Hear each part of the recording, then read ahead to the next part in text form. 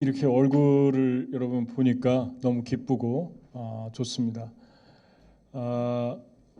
오늘 이 장소 저도 처음 와봤는데 괜찮은 것 같아요. 장소가 아담 해가지고 어쨌든 이렇게 하나님께 얼굴을 보고 예배드릴 수 있는 것이 너무 감사하고 또 이렇게 좋아지게 하고 계신 하나님의 은혜에 너무 감사드립니다. 오늘 말씀은 그 역사적인 배경을 볼 때 AD 94년경에 96년경에 도미티안 황제, 로마의 11대 황제였는데 그 황제가 크리스찬들을 많이 핍박했습니다.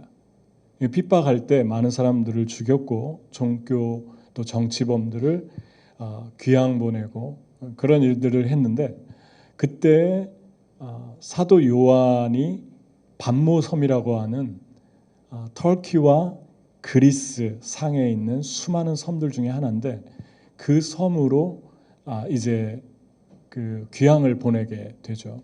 그래서 그 귀향을 가가지고 반모섬에서 18개월 정도를 귀향살이를 했습니다. 그 18개월 정도를 귀향살이를 할 때 그 18개월 동안에 하나님께서 하늘을 열어서 하나님의 놀라운 그 하늘의 세계를 펼쳐 보여줬습니다. 그걸 어떻게 요한계시를 보면은 그걸 어떻게 이렇게 22장이나 되는 많은 양을 다 기억하고 그렇게 구체적으로 적었을까 그런 의문도 생기는데 그 당시 AD 1세기에는 글이나 미디어나 또 인쇄술이나 이런 게 없기 때문에 사람이 한번 보거나 들으면 우리가 상상할 수 없는 기억력을 지니고 있을 수가 있었답니다. 성경을 쓸 때도 그래서 그렇게 자세히 묘사할 수 있었다고 그래요.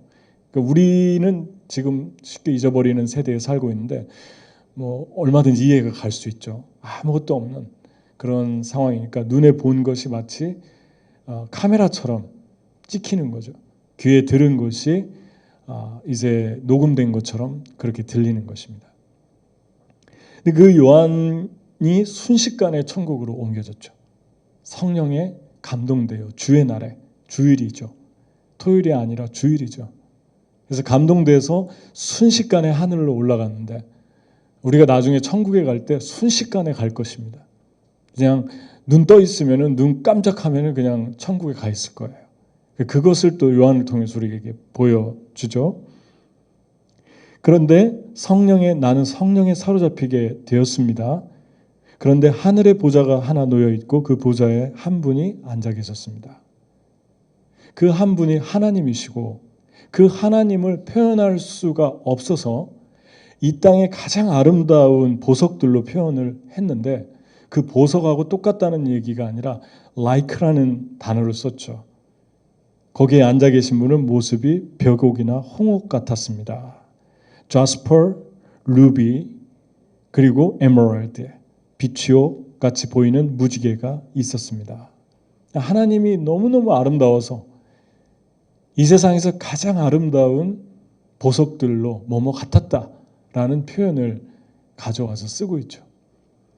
근데 그때 그분이 하나님인 것은 쉽게 알 수 있는데 그분을 쉽게 우리가 만날 수 있는데 또 하나 의문이 가는 구절이 바로 따라 나오는데 4절에 또 그 보좌의 둘레에는 보좌 24개가 있었는데 그 보좌에는 장로 24명이 흰 옷을 입고 머리에는 금 면류관을 쓰고 앉아 있었습니다. 그랬죠. 그럼 이 장로들은 누구를 말하는 것일까? 그리고 왜 24명일까가 궁금해집니다. 24장로들은 누구였을까를 우리가 해석을 해볼 수 있는데 하나님의 보좌 가장 가까운 둘레에 앉아 있었습니다. 그리고 이 사람들이 특별히 선택된 사람들임을 알 수 있는데 영어로는 그냥 elders 그랬습니다. 근데 천국에는 분명히 늙는 것과 곡하는 것과 눈물 흘리는 것과 그리고 또 죽는 것과 뭐 이런 게 시간도 없다고 그랬는데 태양도 없고 그랬는데 엘더라고 하면은 말 그대로 엘더리한 그런 사람들인가? 아니라는 거죠. 천국에는 그런 개념이 없기 때문에 어떤 나이나 어떤 시간의 개념으로 이분들을 알 수 없다는 것입니다. 그럼 이분들은 누굴까? 이분들은 머리에 금면류관을 쓰고 있는 걸 봐서 하나님의 은혜로 많은 이 땅의 희생과 고난을 겪으면서 하나님의 인정을 받은, 하나님에게 기름 부음을 받고 상급을 받은, 면류관은 상급이잖아요. 상급을 받은 그런 분들이라는 것입니다. 그런 분들이 여기에 지금 앉아 있죠. 이 사람들은 분명히 믿음의 선배죠. 하늘나라에 먼저 가 계시니까. 특별히 흰 옷을 입고 있다. 이 흰 옷은 두 가지 의미가 있는데 하나는 순결이고 하나는 주님이 입혀준 은혜의 옷. 결혼식장에서 유대인들은 옷을 먼저 주잖아요. 가운을. 한 2달 전에. 그거 입고 오십시오. 그러죠. 결혼식장에 갈 때 그거 안 입고 가면 실례였어요. 그 당시에. 그래서 결혼식장에 옷을 안 입고 온 사람들을 보면서 주인이 화가 나서 내쫓아라 그랬습니다. 그러니까 은혜를 말하고 있습니다. 은혜로 구원받은 사람들. 그리고 흰색은 순결이니까 거룩을 추구했던 사람들을 말하고 있죠. 그럼 24 숫자라고 하는 이 숫자는 무엇을 의미하는가? 특별히 요한계시록을 해석할 때는 상징적인 의미를 많이 담고 있기 때문에 거의 담고 있기 때문에 문자적으로 해석을 하면 아주 위험해집니다. 그래서 14만 4천이라는 신천지 같은 이상한 사람들이 나오는 거예요. 한 군 단위의 인구도 안 되는 분을 위해서 그 정도 구원하려고 예수님이 돌아가신 거 아니잖아요. 그럼 24라고 하는 숫자는 무엇일까? 5장에 보면은 지금 4장을 읽었죠. 5장에 보면은 어린 양이 오른손에 있는 종말에 이루어진 비밀을 담은 두루마리를 받아들였을 때 24장로가 지상의 성도를 대표해서 그들이 드린 금대접 안에 들어간 그들의 기도의 향을 받아가지고 오는 그것을 하나님께 드리는 그러한 모습이 나와 있습니다. 계시록 5장 8절은 그가 그 두루마리를 받아들었을 때 내 생물과 24 장로가 각각 검은고와 향이 가득히 담긴 금대접을 가지고 어린 양 앞에 엎드렸습니다. 그 향은 곧 성도들의 기도입니다. 그러니까 24장로는 성도들을 대표하는 믿음의 선배들인 것을 알 수 있죠. 대표해서 모든 기도를 담아서 하나님께 드리고 있기 때문에 그렇습니다. 그렇다면은 이 24라고 하는 사람들을 어떻게 누구로 볼 것인가? 구약의 12명의 지파가 나옵니다. 야곱의 아들 12명. 그리고 신약의 12사도가 있습니다. 합치면 24명이죠. 그래서 구약의 12지파, 신약의 12사도. 그래서 선택받은 사람들의 상징적인 숫자인 것을 알 수 있죠. 특별히 구약을 먼저 생각해 보면 아담과 하와가 범죄해서 사람들이 고통을 받기 시작하잖아요. 죄가 들어와서. 그 죄를 구속하기 위해서 하나님이 계획을 세웠는데 그 계획의 가장 모델로 뽑은 민족이 바로 이스라엘 민족입니다. 이스라엘 민족은 하나님의 은혜로 첫 번째 장자 같은 분들입니다. 그들을 통해서 하나님이 열방, 세상 땅끝까지 하나님의 뜻을 드러내기 위해서 그들을 선택했다는 것을 알 수 있죠. 그 예가 야곱의 12아들 중에 11번째 아들인 요셉이 있는데 이 요셉이 애굽으로 들어가게 되죠. 형들에게 시기를 받아서 팔려서 애굽에 들어가게 되죠. 애굽에 들어가서 형제들을 다 애굽에 부릅니다. 그런데 그 과정에서 요셉이 총리가 되기까지 그가 팔려갈 때 17세였고 총리가 됐을 때 30세였으니까 거의 13년 세월 동안 그 기간 동안에 이루어진 다른 형제들 10명 야곱과 이 요셉의 관계를 통해서 이 형제들이 많이 고통을 받잖아요. 창세기를 우리가 같이 공부하고 말씀을 상고했는데 그 창세기에 보면은 너무 큰 관계의 어려움을 통과하게 됩니다.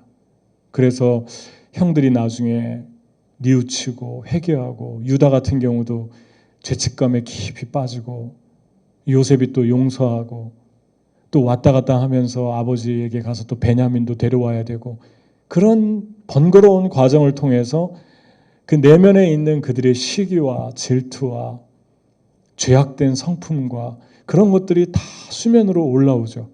그것을 여과 없이 창세기와 출애굽기가 적나라하게 펼쳐서 보여줍니다. 근데 그런 사람들을 믿음의 조상이라고 얘기합니다.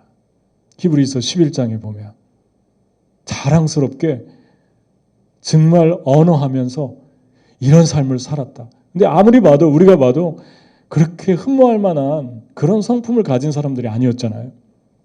아브라함도 그랬고 야곱도 그랬고 이삭도 그랬고 레위도 그랬고 그런데 레위, 모세, 여호수아, 갈렙, 다윗, 솔로몬, 요시야, 히스기야, 스룹바벨, 다니엘, 이사야, 선지자 이런 많은 창세기에서부터 나오는 출애굽기, 레위기, 민수기, 신명기 마지막까지 나오는 그 모든 사람들을 통해서 결국은 이스라엘과 주변 국가인 이라크와 이란, 페르시아, 바벨론, 이라크 이런 나라들까지 다 포로까지 보내면서 그들을 흩으시면서 하나님의 말씀을 전하게 하십니다. 그리고 하나님의 사람들이 사는 모습을 세상에서 세상 사람들로 보게 만드시죠. 그래서 그 12지파에서 나온 이스라엘 민족들이 세상 곳곳에 가서 요셉처럼 하나님 하나도 모르는 그 애굽의 수천의 신들이 있는 그 땅에 가서 요셉처럼 사니까 금방 눈에 드러나잖아요. 그거를 다 애굽 왕부터 시작해서 다 보게 하고 모세 같은 사람을 통해서 애굽 국민들이 다 보게 하고 다니엘 같은 사람들을 통해서 하루에 3번씩 기도하는 그 다니엘 그 모습을 보면서 다 보게 하고 그래서 그 사람들 때문에 하나님이라고 하는 단어를 알게 되고 하나님을 배우게 되고 인식하기 시작합니다. 그러니까 이 12명에서 우리가 볼 때 이 12명은 인격적으로 결함이 너무 많고 뭐 그렇게 우리랑 비교해도 별로 그렇게 흠모할 만한 분들이 아니었지만 그분들을 통해서 결국은 열방으로 복음이 증거되고 많은 사람들이 하나님을 보는 그런 놀라운 일들을 이루셨습니다. 그래서 그 12명, 구약의 12명이 중요합니다. 그 12명에서 계속 하나님의 사람들이 나오잖아요. 뭐 예를 들면 모세가 위대하지만 모세보다 더 위대한 사람이 있다고 그랬잖아요. 모세의 어머니 요게벳 갈대상자를 만들고 그 갈대상자에 아기를 담아서 거의 죽을 거야. 해봤자 할 거야. 그렇게 생각할 수밖에 없는 상황 속에서 믿음으로 아이를 3달 동안 감추고 그 갈대상자를 만들어서 그 갈대상자를 물 하나 새지 않게 꼼꼼하게 다 역청 지금의 아스팔트 같은 성분의 그러한 글루로 다 막고 물이 새어나지 않게 방수하고 띄어보내고 하나님께 맡기고 믿음으로 띄어보내고 그런 훌륭한 어머니의 아버지가 누구였습니까? 아버지가 레이였잖아요. 레이는 창세기에서 자기 여동생이 폭행을 당했다고 세겜 사람들을 가서 시몬하고 합작해가지고 다 죽인 사람이에요. 용서받을 수 없는 살인자예요. 살인자도 끔찍하고 잔인한 학살자예요. 그런데 하나님께서 그 레이를 불쌍히 여겨서 애굽으로 갔을 때 레이에게 다시 기회를 주지 않습니까? 레이 족속에서 모세가 나오고 레이 족속에서 제사장들이 나오고 레이 족속에서 고라 자손이 나오고 레이 족속에서 하나님을 예배하는 민족을 통째로 구원한 모세 같은 사람이 나오고 이걸 어떻게 표현할 수 있습니까? 은혜로밖에 표현이 안 되잖아요.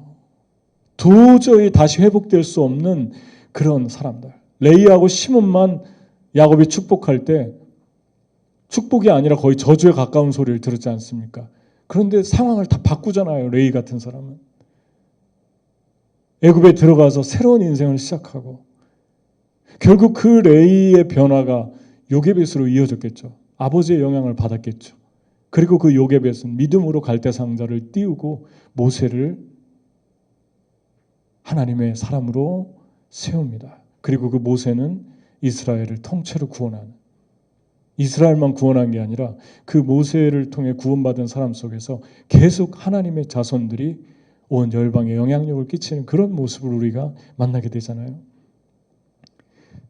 신약도 마찬가지. 동일한 원리잖아요. 예수님이 이 땅에서 이루신 두 가지를 꼽으라 그러면 하나는 십자가를 지고 우리 죄를 담당하고 죽으신 것이고 또 하나는 뭐죠? 제자 12명 선택해서 제자에게 모든 걸 걸으신 거예요. 그 12명을 생명을 다해서 사랑했고, 왜냐하면 한꺼번에 120명, 1200명, 12000명 우리 다 사랑할 수 없잖아요. 불가능해요. 한 사람이 최대한 감당한다고 할 때, 소그룹을 감당한다고 할 때 맥시멈이 20명, 30명이면은 최고 맥시멈인데 그것도 효과적이지 않아요. 20명 되면은 벌써 속에 있는 이야기를 나누지 않습니다. 적을수록 좋아요. 12명 완벽하게 좋은 것 같아요. 그 12명에게 사랑을 집중해서 쏟지 않습니까? 그리고 그들을 통해서 배타적인 그룹을 형성하려고 했던 게 아니라 그 12명을 통해서 한 번에 너희들이 100명, 10,000명을 다 구체적으로 사랑할 수 없으니까 100명, 10,000명이 여러분들을 따른다고 그러면 연예인이죠. 어떻게 여러분들 다 만날 수 있고 찾아갈 수 있고 같이 시간을 보내고 잠을 자고 밥을 먹습니까? 불가능해요. 그런데 5명은 되거든요. 12명은 되거든요. 소그룹은 되거든요. 그들과 함께 먹고 자고 마시고 큐티하고 전도하고 위로하고 식사하고. 예수님이 그러면서 12명을 세웠는데 그 12명이 가는 곳마다 많은 사람들이 서로 사랑하고 하나 되고 회복되고 살아나는 일들이 일어나지 않습니까? 아멘? 일어나지 않습니까? 그게 예수님이 걸었던 승부였어요. 하나는 십자가였고 하나는 12 제자였어요. 만약에 십자가 지고 부활하면 알아서 다 하겠지 하면 예수님 이런 거 할 필요 없잖아요. 가서 모든 족속으로 너희가 제자를 삼아주렴. 그런 말씀 일부러 하실 필요 없잖아요. 뭐 가만히 있어도 다 될 텐데. 무슨 말입니까? 하나님이 사람을 통해서 일하기로 작정하셨다는 거예요. 특별히 놀라운 것은 이 계시록에서 구약의 12지파를 처음부터 끝까지 이름을 쭉 대죠. 갓지파, 아론지파, 아셀지파, 시몬지파, 레이지파 쭉 대는데 12명 마지막 베냐민 지파까지 하면서 거기서 12,000명이 나왔다. 12,000명 곱하기 12라니까 14만 4천이 된 거예요. 한 지파에 12명씩. 그러니까 상징적인 숫자라는 것입니다. 14만 4천, 그럼 12이라고 하는 숫자에서 시작했는데 그 12이라고 하는 숫자는 어떤 의미가 있을까요? 두 가지 의미가 있습니다. 하나는 하나님의 값없이 죄인들을 선택해 주신 은혜를 상징합니다. 예수님이 혈루증 걸린 여인을 만났을 때 회당장 야이로의 딸이 12살인데 병이 들었다고 와서 고쳐달라고 했잖아요. 그때 예수님이 가다가 빨리 가서 고쳐주려고 하다가 혈루증 여인이 잡고 하는 바람에 시간이 지체돼서 죽었잖아요. 그런데 이 여자를 고쳐주고 가서 달리다금 해서 일으키지 않습니까? 그 아이가 12살이에요. 상징적인 의미를 담고 있어요. 이스라엘의 12지파, 그 아이가 살아났어요. 한마디로 표현하면 무엇입니까? 은혜예요. 값없이 베풀어준 은혜. 그 아이가 한 게 뭐가 있습니까? 그냥 누워있다 살아난 거잖아요. 병들었다 죽었다 살아난 거잖아요. 은혜입니다. 그러니까 12이라고 하는 숫자, 12,000명이라고 하는 숫자, 14만 4천이라고 하는 숫자는 은혜를, 하나님의 은혜를 상징합니다. 아멘.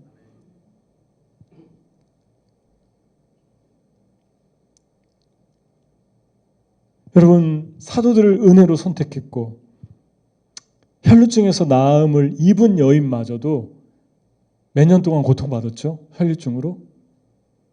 응? 성렬 형제 몇 년 동안 고통받았죠? 그렇죠. 12년. 12년 병으로 고생하던 사람이 길에서 나은 일과 바로 그 다음 몇 분 있다가 12살 된 아이가 낳은 것이 우연입니까? 예수님이 말씀하는 거예요. 혈루증 걸린 여인도 은혜로 내가 낫게 해줬고, 그리고 이 아이도 내가 은혜로 낫게 해줬다. 은혜. 두 번째는 12에서 12,000이 나오고 12,000에서 14만 4천이 나오고 14만 4천에서 또 몇 명이 나올까요? 셀 수 없는 무리가, 이 말씀을 보십시오. 셀 수 없는 무리가 흰 옷을 입고 연결되잖아요. 처음에 12명 말하고 12,000명 말하고 14만 4천 말하고 그 다음에 셀 수가 없었다 그럽니다. 성전에서, 에스겔서에 보면 성전에서 흐른 물이 문지방을 타고 흘러서 그 물이 조그마한 시내를 이루고 강을 이루고 큰 바다를 이뤄서 거기에 고기 잡는 어부들이 배를 띄우고 그 빛이 물가에마다 나무들이 주렁주렁 맺혀서 아름다운 열매를 맺었다. 하나에서 조그마한 물에서 시작됐잖아요. 조그마한 물에서. 12이라고 하는 숫자는 첫 번째 은혜고 두 번째는 소수라는 의미를 담고 있습니다. 하나님 소수를 통해서 일하기로 작정하셨다. 그 얘기입니다.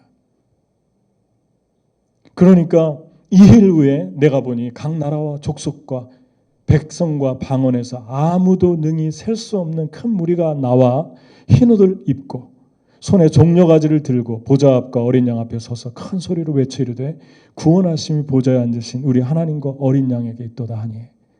이 셀 수 없는 무리가 어디서 나왔습니까? 14만 4천에서 나왔어요. 14만 4천은 어디에 나왔죠? 12,000명에서 나왔어요. 12,000명 어디서 나왔죠? 12명에서 나왔어요. 12명의 시작은 누굽니까? 하나님, 예수님. 아멘. 그 하나님께서 소수의 한 사람 한 사람을 정말 깊게 사랑하라는 것입니다. 할렐루야. 그게 교회입니다. 그게 하나님이 우리에게 이 시대에, 코로나를 지나고 있는 이 시대에 다시 주시는 메시지입니다. 여러분, 역대하 말씀 잘 알죠? 혹 내가 하늘을 닫고 비를 내리지 아니하거나 혹 메뚜기로 토산을 먹게 하거나 혹 연병으로 내 백성 가운데 유행하게 할 때 내 이름으로 일컫는 내 백성이 그 악한 길에서 떠나 스스로 겸비하고 기도하여 내 얼굴을 구하면 내가 하늘에서 듣고 그 죄를 사하고 그 땅을 고칠지라. 내 백성이 내게 구하면, 이게 언제 하신 말씀이죠?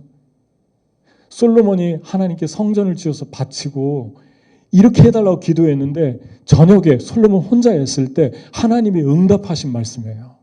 그러니까 솔로몬 혼자 들은 거예요. 먼저 한 사람이. 왜 하나님은 솔로몬 한 사람에게 이 말씀을 하셨을까요? 솔로몬에게 전해주라는 거예요. 왕이니까. 사람들한테 알려주라는 거예요. 근데 왜 솔로몬일까요? 솔로몬이 그 성전을 지어서 그 성전에서 어마어마한 숫자의 짐승을 잡아서 하나님께 생명같이 마음을 다해서 예배를 드렸잖아요. 다시 말하면 솔로몬이 깨어있기 때문에 솔로몬에게 말씀하신 거예요. 하나님 너무 사랑하기 때문에, 하나님을 향한 갈급함이 있기 때문에 하나님 솔로몬에게 먼저 말씀해 주신 거예요. 그 증거가 무엇입니까? 솔로몬의 치세 마지막에 첩을 700명 얻고 300명 얻고 부인을 700명 얻었잖아요. 전부 외국인들이죠. 그 외국인들이 우상 숭배하는데 외국 부인을 얻으니까 왕을 자꾸만 어렵게 해서 하나님 떠나게 하잖아요.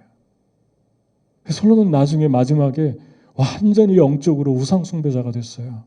마지막 치세에. 그래서 하나님이 심판으로 무엇을 주셨습니까? 사울, 다윗, 솔로몬까지는 하나의 왕국이었는데, 가장 번창했던 왕국이었는데 두 개로 찢어지잖아요. 내가 너의 죄악 때문에 이 나라를 두 개로 나누겠다. 그리고 계속 싸우지 않습니까? 계속 고통스러워하지 않습니까? 나눠짐도 한 사람, 하나됨도 한 사람. 여러분과 저를 통해서 하나님이 하시고 싶은 말씀이 계신데, 하나님이 여러분을 통해서 이루시고 싶은 일이 있는데, 그 이루시고 싶은 일을 하나님이 정말 편하게 이루시고 있는가? 나를 하나님께서 정말 편하게 사용하실 수 있도록 나는 깨어 있는가? 그 말씀을 하시고 나서 그 다음에 하신 말씀이, 하지만 너희가 내가 연병으로 이 땅을 이렇게 할 때 너희가 겸비하고 무릎을 꿇고 나에게 구하고 겸비하고 그러면 내가 이 땅을 고쳐줄 거지만, 너희가 우상 숭배하고 너희가 내 말씀을 떠나고 너희 뜻대로 죄악 가운데 살면 이 전이 비록 높을지라도 무릇 그리로 지나가는 자가 놀라 가로되 여호와께서 무슨 까닭으로 이 땅과 이전에 이같이 행하셨는고 하면 대답하기를 저희가 자기 열조를 애굽 땅에서 인도해 내신 자기 하나님 여호와를 버리고 다른 신에게 부종하여 그를 숭배하여 섬김으로 여호와께서 이 모든 재앙을 저에게 내리셨다 하리라 하셨더라. 이 말씀이 너무나 크게 와닿았어요. 이 전이 비록 높을지라도. 이스라엘의 성전 중에 가장 찬란하고 위대하게 졌던 성전이 솔로몬의 성전입니다. 그 성전을 다시 복원한 것이 헤로데 성전입니다. 너무너무 아름답고 높고 광대했던 멋진 성전입니다. 근데 그런 이 전이 비록 높을지라도 나는 수치거리가 되게 할 것이다. 그렇게 주님이 말씀하셨어요. 너희가 우상 숭배할 때. 미국이 너무 아름다운 나라잖아요. 미국의 구석구석을 돌아다녀 보면 정말 아름다운 나라 같아요. 저도 이쪽 동부에 살 때는 많이 안 다녔어요. 이쪽을 많이 안 다녔는데 최근에 와가지고 시간도 많이 있고 그래서 여기저기 이렇게 캠핑도 가고 뭐 또 이렇게 시간도 보내고 야외에서 그런 시간을 갔는데 너무너무 아름다운 것 같아요. 그 아름다움이 하나님 주신 은혜의 땅인데, 청교도들이 믿음으로 세운 땅인데, 이 땅을 지금 하나님이 전염병으로 창궐하게 하고 있잖아요. 성경에서 말씀하고 있잖아요. 뭐 하라고 말씀했습니까? 전염병이 올 때 겸비하고 내 얼굴을 찾으면 내가 하늘에서 듣고 그 땅을 고쳐줄 것이다. 정말 이렇게 하나님 찾고 있는가? 정말 금식하면서 회개하면서 가슴을 치면서 하나님께 돌아오고 있는가? 아니면 우리는 백신을 더 하나님보다 기다리고 있는가? 백신이 우리의 하나님이 되어서 그 백신만 오시면 모든 것 속에서 우리를 구원해 주실 것 같은 그 갈망으로만 차 있는가? 여러분, 감사하게도 뉴욕은 그래도 건물의 50%가 모일 수 있도록 한 판사가 판결을 내려줬어요. 다른 주는 25%인데. 왜 그랬냐면요, 일반 상가나 다른 모임에서 50% 모이는데 교회만 25%로 해놨어요. 그러니까 판사가 그거는 잘못된 것이다, 페어하지 않다. 그럼 너희가 흑인 폭동, 흑인이 억울하게 죽은 것으로 싸우고 있는, 그 기자가 그렇게 멋있게 썼더라고요. while이라는 단어. while 너희가 이 법을 이렇게 주창하는 자들이 이 땅의 저스티스를 위해서, 디스크리미네이션을 위해서 너희가 싸우고 있는 그 동안에 너희는 왜 교회에만 유독히 25%로 선을 긋느냐. 그러면서 그 두 개를 비교해 놨어요. 여러분, 너무 감사한 일이지 않습니까? 이런 분들이 있다는 것이. 저는 여러분 몽골에서 가끔 물어보시는 것 같아요. 몽골에서 뭐가 제일 힘드셨어요? 뭐 1년밖에 안 되는데 뭐 그렇게 뭐 힘들었겠습니까? 거기서 온전히 산 시간은 6개월이에요. 나왔다가 못 들어가고 지금까지 있는데. 근데 그 사는 그 상황은 한국의 70년대, 80년대 같아요. 그러니까 뭐 예를 들면은 뭐 휴지를 하나 사러 간다 그러면 고를 필요가 없어요. 그냥 있으면 빨리 눈에 보이면 가지고 와야 돼요. 그냥 가지고 와야 되고. 페이퍼 타월도 팔긴 하는데 이렇게 좋은, 미국처럼 이렇게 좋은 페이퍼 타월이 아니에요. 그러니까 물건 하나하나도 그냥 있으면 고를 여유 없이 그냥 가져와야 되고, 한국의 70년대, 80년대처럼 택시도 5, 6명이 낑겨 타야 되고, 쿼러 하나만 내면 250원만 내면 같이 탈 수 있고, 사는 게 좀 열악하죠. 그런데 그런 게 그렇게 힘들진 않은 것 같아요. 한국에서 그런 시절을 겪어서 그런지. 근데 가장 힘든 시간은 외로움이었어요. 아마 지금이 가장 외로운 것 같아요. 왜냐하면 언어가 안 되니까 사람들을 봐도, 몽골 분들을 봐도 깊이 교제할 수도 없죠. 그냥 얼굴 보고 웃는 수준이죠. 그리고 깊은 대화를 나눌 수가 없죠. 그러니까 깊은 외로움이 있어요. 그 외로움은 가족의 그리움, 또 사랑하는 사람들에 대한 그리움, 전에 익숙하게 오랜 세월 같이 살고 생활했던 외로움, 그 외로움이 생각보다 좀 파도처럼, 생각보다 볼 때는 슬슬 치는 것 같은데 물속에 들어가면은 세잖아요. 그런 것처럼 아무것도 아닌 것 같은데 조금 세요. 그 외로움에. 시편 기자의 고백이 맞는 것 같아요. 큰 물이 나를 덮소이다. 고난을 그렇게 표현했잖아요. 큰 파도가 나를 덮는 것 같은 그런 시간들이 있어요. 여러분, 코로나 시대에 가장 힘든 게 무엇이었습니까? 무엇입니까, 지금? 아마 여러 가지가 있겠지만 제가 볼 땐 외로움일 거예요. 뭐 재정도 어렵고 또 여러 가지 사업도 어렵고 뭐 다 어렵지만 외로움일 거예요. 사람을 못 만나고 외로워지면 사람의 감정이 이상해집니다. 감정 컨트롤이 잘 안 돼요. 그러니까 감정이 갑자기 슬퍼졌다가 갑자기 기뻐졌다, 갑자기 답답해졌다. 이게 그러지 않았는데 그런 우리의 모습들을 발견하게 되는데, 그게 왜 그러냐면 하나님이 서로 모여서 얼굴 보고 살게 만드신 거예요. 사람들을 보고 소셜하게 만나고 사랑하고 사랑받고 사랑 주고 이렇게 살아야 되는데 너무 고립되니까 사람들의 마음이 자기 이모션이, 자기 어떤 감정이 컨트롤이 안 되는 게 치유가 일어나지 않는 거예요. 치유는 여러분 그냥 꼭 어떤 치유 시간에, 기도 시간에만 일어나는 게 아니에요. 사람 만나서 대화하다가도 치유가 일어나고, 일상적인 아무것도 아닌 이야기 한마디 하다가도 치유가 일어나고 감정이 해소가 되고, 그런 깊은 외로움의 시간들을 이 코로나에 많은 사람들이 보내고 있죠. 이 시간들 속에서 여러분과 제가 꼭 기억해야 될 것은 하나님이 나를 통해서 이렇게 지치고 힘들어하는 영혼들을 소망을 주고 싶어 하신다는 거예요. 그들을 깨우고 싶어 하신다는 거예요. 그러려면 어떻게 됩니까? 솔로몬처럼 깨어 있어야 합니다. 솔로몬처럼 그렇게 깨어 있는 사람도 마지막에는 이상해지잖아요. 우리 이상해지는 건 시간 문제예요. 대단한 일을 했어도, 대단한 주님을 대단하게 섬겼어도, 대단한 업적을 이루어냈어도 우리 이상해지는 건 그냥 시간 문제예요.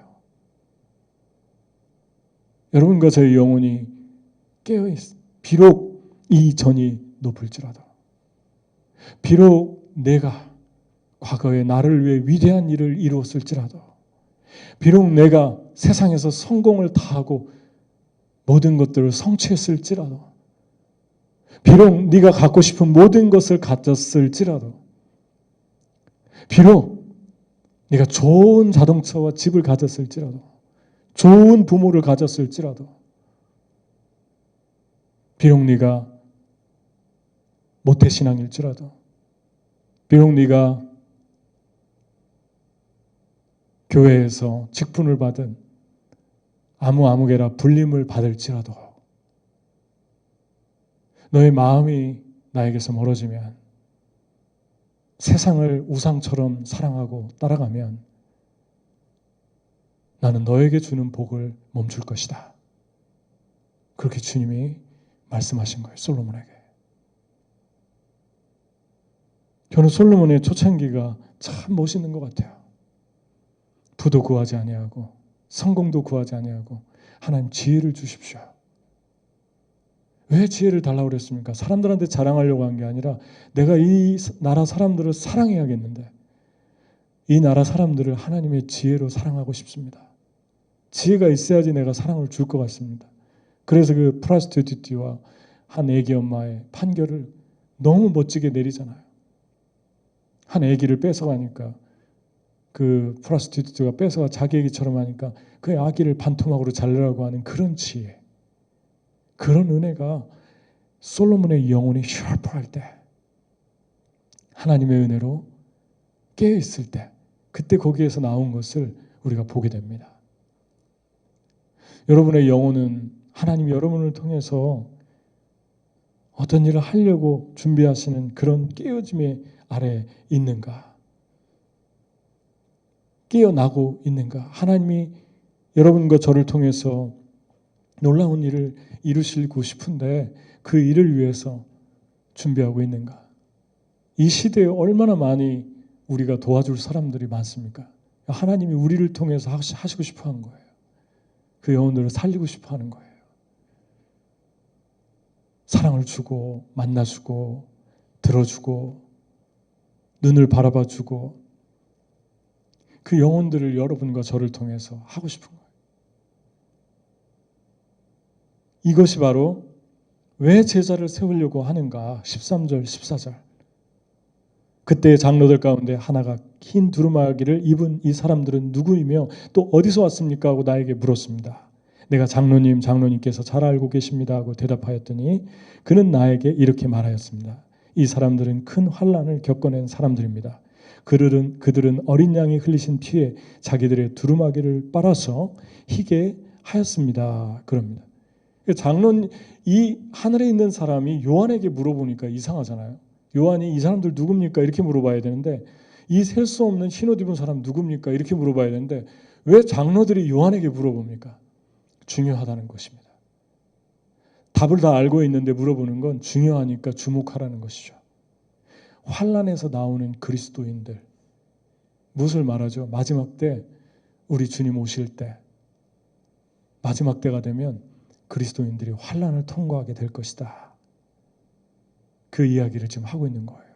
어느 정도 환난을 통과하는 모습을 우리에게 상기시켜 줍니다. 중요하니까 너 기억해야 된다.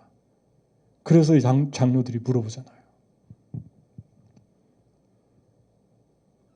여러분, 로마의 수도의 11번째 황제인 도미시안이 금신상을 만들고 거기에 절을 하게 하고 가이사는 주다 그런 말을 외치게 하고 그거 거부하면은 잔인하게 죽였어요. 불에 태워 죽이고 짐승의 밥으로 죽이고 원형 경기장에서 죽이고 실제 역사 속에 존재했던 사람이잖아요. 그런 환난이 이 시대에 온다면 여러분 어떻게 하겠습니까? 나라에 우리가 순종하고 나라에 협조하고 그런 크리스찬들이 그걸 강조하는데 나라에 협조할 수 없는 것 4-5가지가 있습니다. 역사와 성경을 보면 첫 번째가 예수님 부인하게 할 때 나라에서 그러면 그거는 순종하면 안 되는 거죠. 두 번째가 예배를 금지하게 할 때 몰래 모여서 모임을 가질 수 있죠. 그런데 그 몰래 모이는 모임마저도 눈 감아주지 않고 축출해서 찾아낼 때 카타콤에 있는 사람들을 찾아내서 죽인 것처럼 그렇게 할 때 순종할 수 없습니다. 세 번째, 그리스도인의 소그룹 모임을 폐지시킬 때 소그룹 모이는 거 너무너무 중요하잖아요. 가정에서 모이고 날마다 모이고 네 번째, 찬양을 못하게 할 때 우리 성도 중에 어떤 분을 제가 주중에 만났는데 찬양이 너무 하고 싶대요. 찬양이 하나님을. 근데 참 마음이 슬펐어요. 저도 오늘 이렇게 공적인 찬양은 같이 처음 불러본 것 같아요. 혼자 뉴저지에 있는 선교관을 준 교회에 들어가서 기타를 치면서 혼자 하나님을 예배하고 30분 이상씩 찬양 가끔씩 하고 그랬는데, 이렇게 성도들하고 같이 찬양하니까 가슴이 벅찬 것 같아요. 여러분, 찬양 못하게 할 때 순종할 수 없어요. 5번째, 말씀을 전하고 가르치는 것을 금지할 때. 이 사람들은 큰 환난에서 나오는 사람들인데 어떤 걸 특별히 하다가 걸렸냐면, 계시록 7장 14절에 그 어린 양이 5째 봉인을 뗄 때 나는 제단 아래에서 하나님의 말씀 때문에 또 그들이 말한 증언 때문에 죽임을 당한 사람들의 영혼을 보았습니다.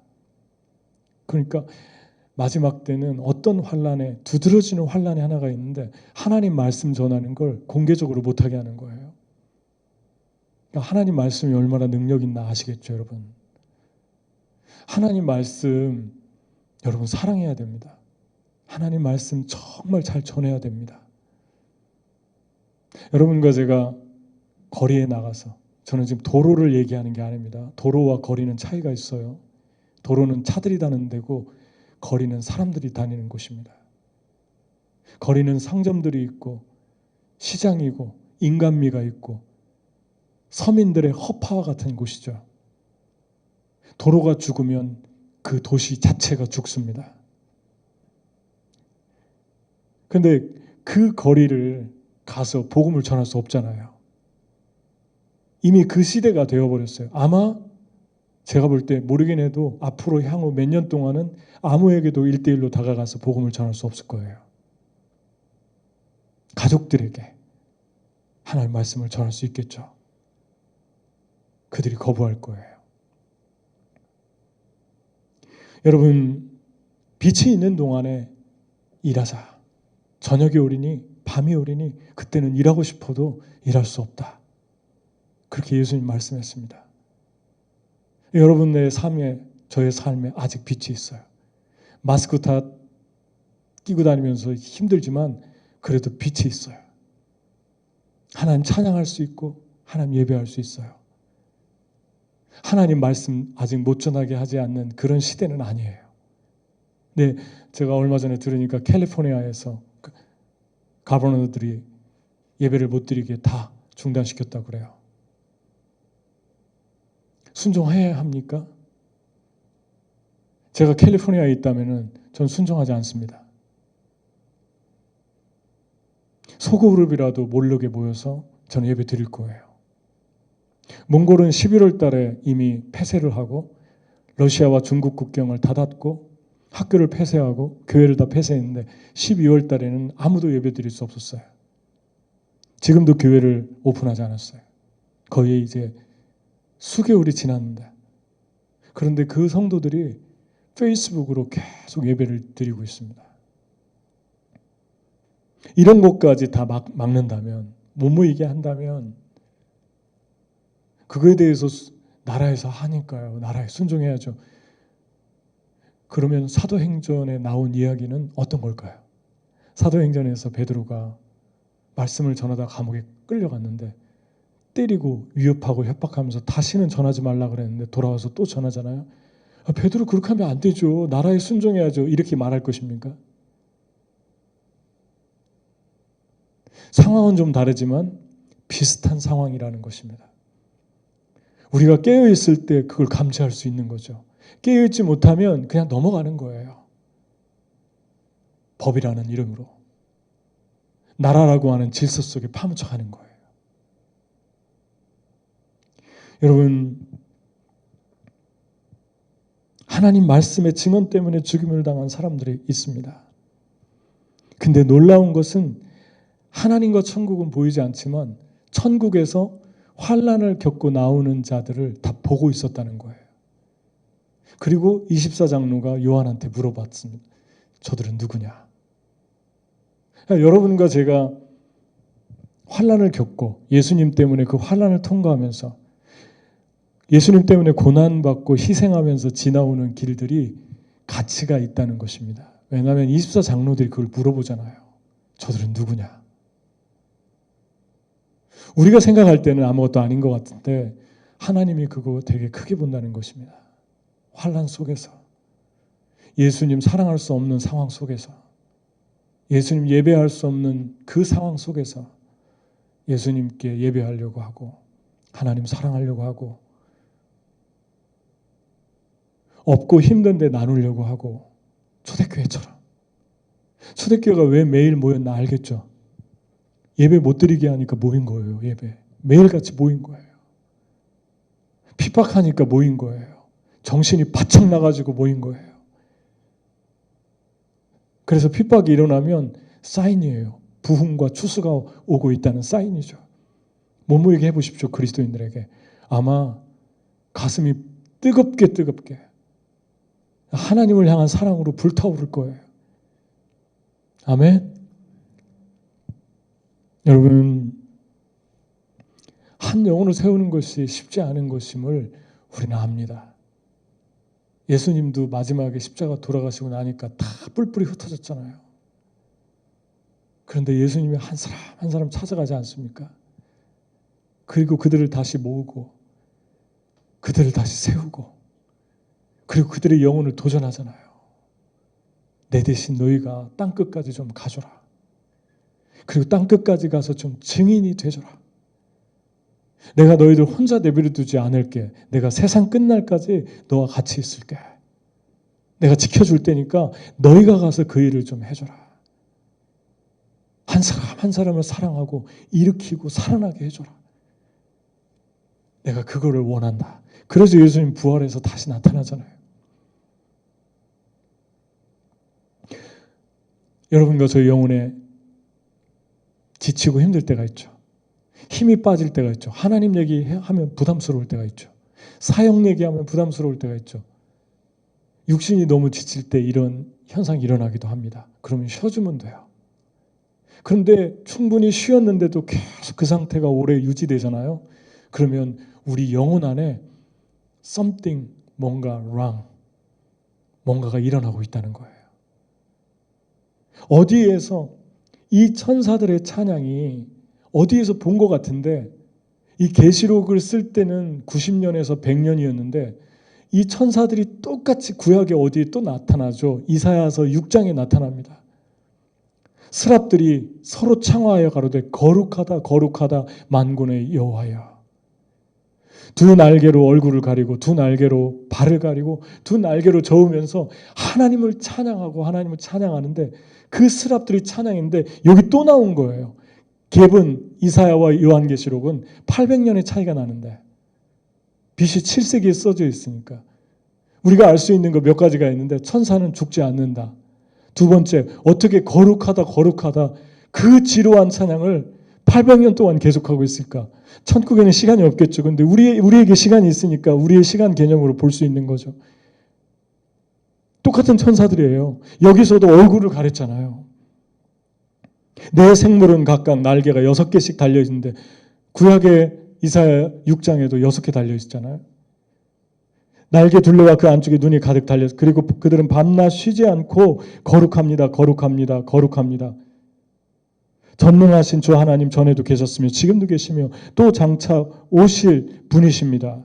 비슷하잖아요. 구약의 이 스랍들이 저마다 날개옷을 가지고 있었다. 둘로 얼굴을 가리고 둘로 발을 가리고 둘로 날개를 날고 있었다. 큰 소리로 노래 부르며 화답하되 거룩하시다 거룩하시다 거룩하시다 만군의 주님 온 땅에 그의 영광이 가득하다. 거의 똑같지 않습니까? 90%가 똑같은 천사들이에요.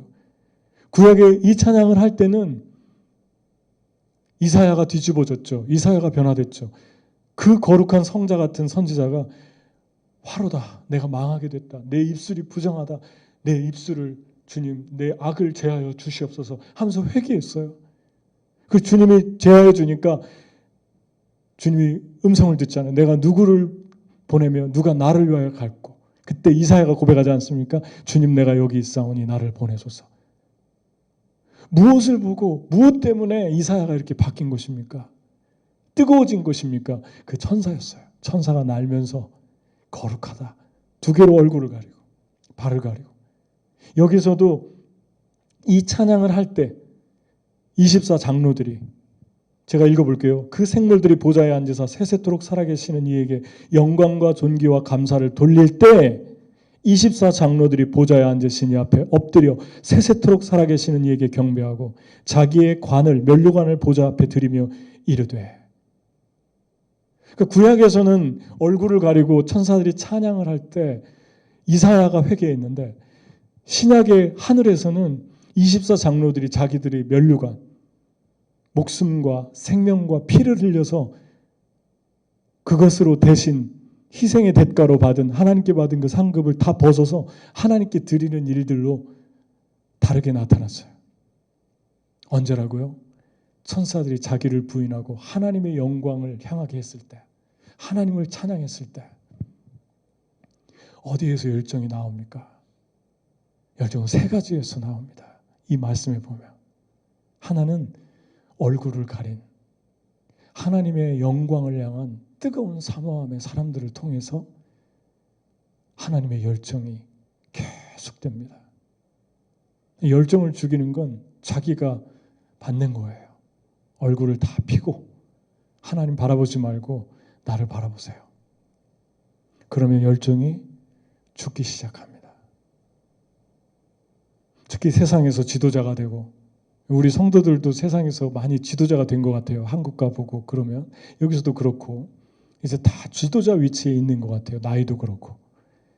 전에는 20세 때는 보면은 다 이렇게 그렇게 살았는데, 좀 이렇게 거지같이 살고 그랬는데 지금은 아주 멋있어요. 지금은 다 지도자 위치에 있습니다. 근데 교회도 그렇고 세상에도 그렇고 지도자 위치에 될 때 가장 중요하고 조심스러운 게 무엇입니까? 따르는 사람들이 있고 내 말 잘 들어주는 사람들이 있는데 거기에 중독되면 하나님의 임재를 자기가 받는 거예요. 우리의 내면 속에서 계속 하나님에 대한 영광, 어떻게 하나님을 주목하게 할까? 어떻게 사람들이 하나님의 임재 안에 들어가게 할까? 어떻게 하나님을 갈망하게 할까? 그 뜨겁게 타오르는 영혼 속에서 끊어지지 않는 찬양의 열정이 종교적인 의무가 아니라 시간 됐으니까 드리는 그러한 어떤 직업이 아니라 정말 그 내면 깊은 속에서 우러나는 그 찬양과 예배, 그것들이 하나님을 향하게 하는 그 놀라운 은혜, 하나님 이런 사람들을 통해서 일하고 싶다는 것입니다. 그러한 영혼들이 있는 곳에 하나님의 임재로 쑥 들어가는 하나님의 기름 부음을 부어주시겠다는 것입니다. 제가 저도 얘기했잖아요. 하나님은 사람을 통해서 일하기로 작정하셨다는 거. 하나님, 우리가 비록 낮을지라도, 이 천이 비록 높을지라도, 너희가 비록 낮을지라도, 지금 너의 삶이 어려울지라도, 궁핍할지라도 너희가 겸비하고 나를 찾으면, 나는 너희가 너희를 부인하면, 얼굴을 가리면, 사람들의 모든 주목과 시선에 중독되지 않고 계속해서 하나님의 얼굴을 구하면 나는 너의 생애가 닿을 때까지 너를 통해서 나의 일을 이룰 것이다. 열방을 치유하고 많은 영혼들을 살릴 것이다. 그 약속을 하고 있는 것입니다. 아멘. 그런 축복이 여러분에게 임하고 있습니까? 임하게 되기를 축복합니다. 그리고 그렇게 얼굴을 가리고 하나님을 갈망할 때 면류관을 벗어던지는 일들이 일어납니다. 나도 여기 있습니다. 내가 이거 쓰지 않을게요. 하나님께 다 드릴게요. 그리고 하나님께 벗어드리는 자기 부인의 연쇄 반응이 일어나기 시작하죠. 여러분과 제가 여기서 주목해야 될 것은, 어마어마한 헌신과 찬양보다 더 주목해야 될 것은 얼굴을 가린 천사들, 하나님만을 향하게 하는 그 천사들. 구약의 스랍이라고 히브리어에 나와 있는데, 이 스랍들, 이 세로빔, 이 스랍들은 원어로 불타는 존재입니다. 불덩어리 보셨어요? 한밤에 한 방의 불덩어리가 어떻습니까? 너무너무 아름답잖아요. 거기만 바라봐지잖아요. 캄캄한 밤에. 그 불타는 존재들이 자기 얼굴을 가리고 있는 거예요. 그게 자기 부인입니다. 자기 부인 좀 더 구체적으로 얘기할까요? 어떤 이야기를 할 때 생각하세요. 나 이 얘기를 왜 하지? 한번 생각하세요. 말하기 전에. 나중에 후회하지 말고. 나 이 이야기 왜 하지? 두 번째, 이야기를 이미 했으면, 하기 전이면 제 질문을 한 다음에 이 이야기가 자신을 향한 것이면, 자신을 부인하지 못하는 자신을 주목하게 하는 것이라면 멈추십시오. 그리고 이미 했으면 하나님께 회개하십시오. 주님 죄송합니다. 마음속으로 회개하십시오. 사람하고 대화하다가도 회개하십시오. 길을 가다가도 회개하십시오. 하나님 죄송합니다. 제가 또 눈이 멀었네요. 제가 또 제 자신을 보지 못했네요. 세 번째, 어떻게 부인합니까? 가장 또 얘기합니다. 가장 사랑하는 사람에게 코멘트를 들으십시오. 나 완벽하다고 그렇게 자꾸 우기지 마시고 가장 사랑하는 사람에게 얘기해달라고 하세요. 내가 못 보고 있는 블라인드 스팟이 무엇인지. 부부가 제일 좋습니다. 부부가 있으면. 싱글들은요,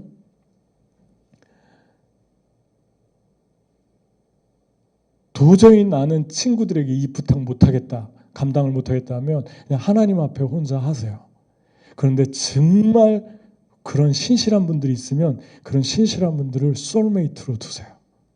그리고 나를 이 사람이 정말 사랑하는 사람이고 하나님의 사람이다라고 생각되면 그 사람에게 부탁하세요.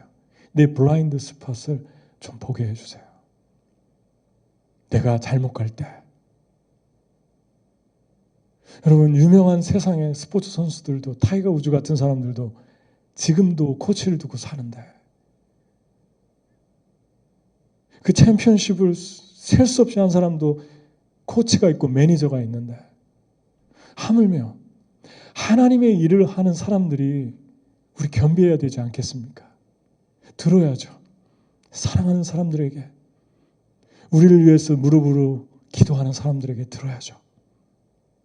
그때 겸비하게 됩니다. 자신을 부인하게 됩니다. 아멘? 그러면 한번 들을 때는 힘들고 아프지만 그걸 가지고 사랑으로 해줄 때 점프하는 것을 경험합니다. 내가 또 이렇게 자랐구나. 내 심장이 커졌구나. 그것을 우리가 느끼게 되죠. 여러분, 하나님 앞에서 여러분과 제가 이렇게 살기를 주님이 원하세요. 히브리서 11장에 아벨에서부터 아브라함, 사라, 다니엘, 선지자까지 창세기에서 마지막 장까지 믿음의 영웅들을 쭉 이름을 기술한 다음에 마지막 절을 놓치면 안 돼요. 마지막 절. 저도 며칠 전에 묵상하다가 깨달았는데 이렇게 얘기합니다. 이 사람들은 모두 믿음으로 말미암아 훌륭한 사람이라는 평판을 받았지만 약속된 것을 받지는 못했습니다.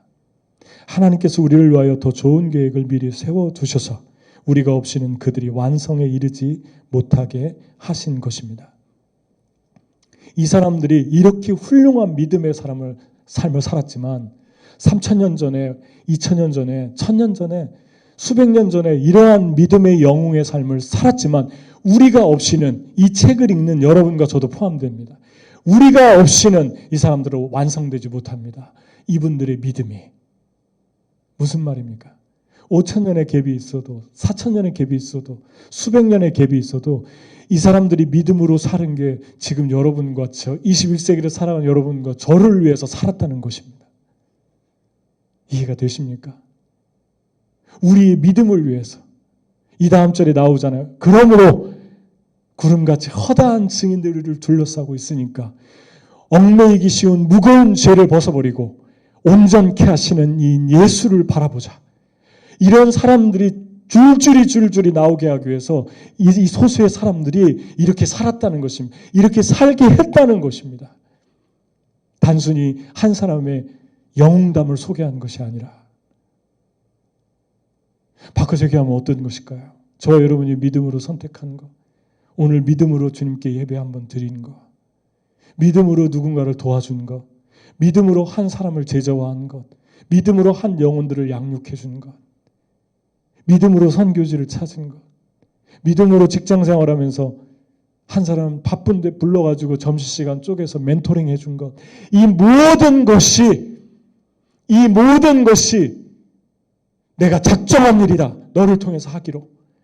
그들이 온전히 설 때 무거운 짐을 벗어버리고 소그룹의 사람들에게 영향을 주고 예수님 닮은 사람들이 나오게 한다면, 하나님 갈망하고 하나님의 얼굴을 향해서 사람들에게 손을 가리키는 그 한 사람이 나온다면 너는 믿음이 완성됐다.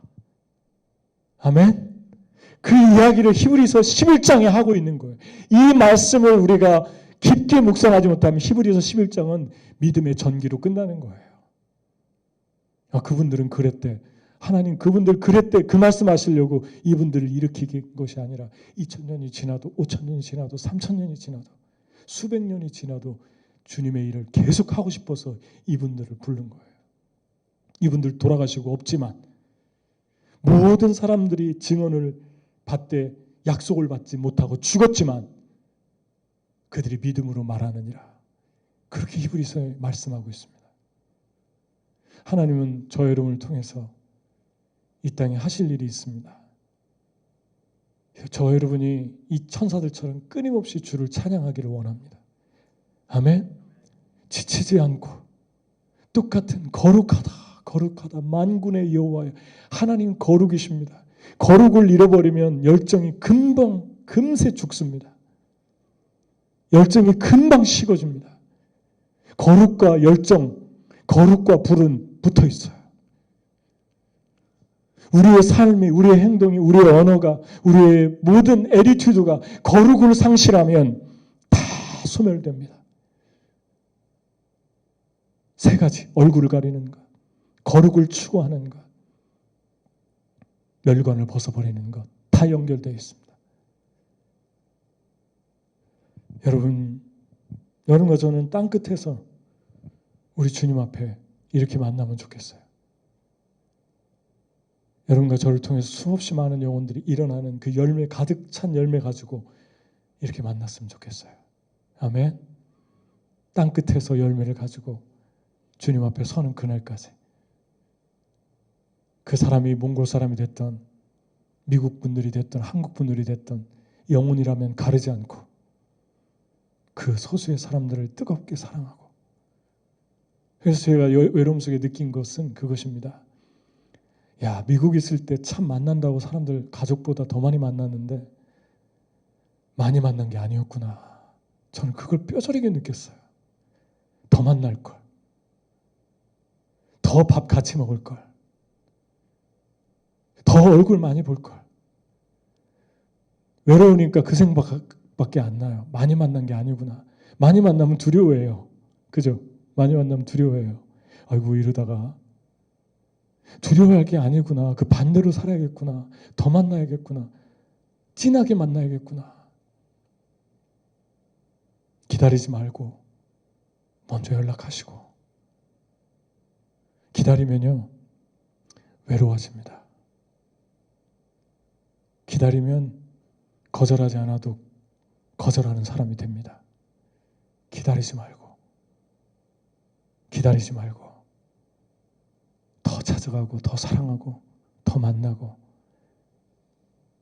더 안아주고 더 기도해 주십시오. 이 사람들에게 주는 축복이 계시록 7장 15절에 17절 5가지가 나와 있습니다. 집에 가서 읽어보고 숙제로 줄 테니까 저에게 한 번 더 설교하라고 그래서 제가 다음번에 와서 물어볼게요. 5가지 축복이 있습니다. 얼굴을 가린 제자의 축복입니다. 2가지 질문하고 마치겠습니다. 나는 열정의 기준 5가지를 경험하며 사는가? 그리고 나는 제자를 세우는 제자인가? 얼굴을 가린 제자를 세우는 제자인가?